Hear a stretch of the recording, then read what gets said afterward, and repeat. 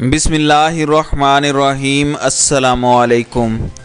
Army chief general Qamar Javed Bajwa نے کہا ہے کہ مستحکم اور پرامن پاکستان کے عزم پر قائم ہیں۔ ISPR کے مطابق نیشنل ڈیفنس یونیورسٹی میں چوتھی پاک برطانیہ استحکام کانفرنس سے خطاب میں آرمی چیف نے جیو پولیٹیکل صورتحال کے مختلف پہلوؤں اور خطے کے سیکیورٹی چیلنجز کو اجاگر کیا۔ جنرل قمر جاوید باجوہ نے خطے کے سیکیورٹی چیلنجز کے ساتھ سی پیک سے خطے کی معاشی ترقی پر پڑنے والے اثرات پر بھی بات کی۔ Army chief general Qamar Javed Bajwa کا کہنا تھا کہ مسئلہ کشمیر فلیش پوائنٹ بن چکا ہے۔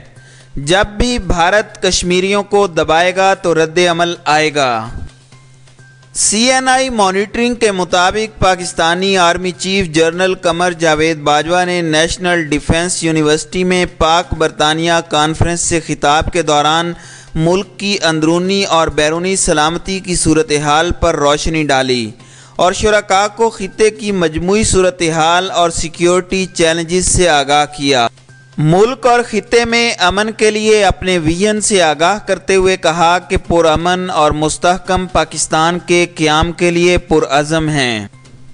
انہوں نے کہا کہ مسئلہ کشمیر فلیش پوائنٹ بن چکا ہے، خطے میں استحکام کے لیے حل ناگزیر ہے۔ بھارت الزام تراشی کی بجائے مسئلہ کشمیر کے حل کی طرف آئے۔ بھارت کشمیریوں کو دبائے گا تو رد عمل آئے گا۔ چیف آف آرمی سٹاف کا کہنا تھا کہ خواتین سے زیادتی، شہریوں کو پیلٹ گن سے اندھا کرنے کا رد عمل آئے گا۔ یہ میں نہیں، اقوام متحدہ کی انسانی حقوق کی رپورٹ کہہ رہی ہے۔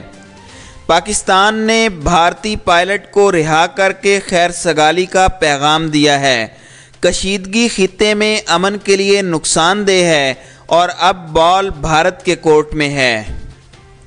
ISPR کے مطابق army chief general Qamar Javed Bajwa سے اس موقع پر کمانڈر برطانوی فیلڈ آرمی نے بھی ملاقات کی۔ اس ملاقات میں علاقائی سیکیورٹی اور پیشہ ورانہ دلچسپی کے امور پر تبادلہ خیال کیا گیا۔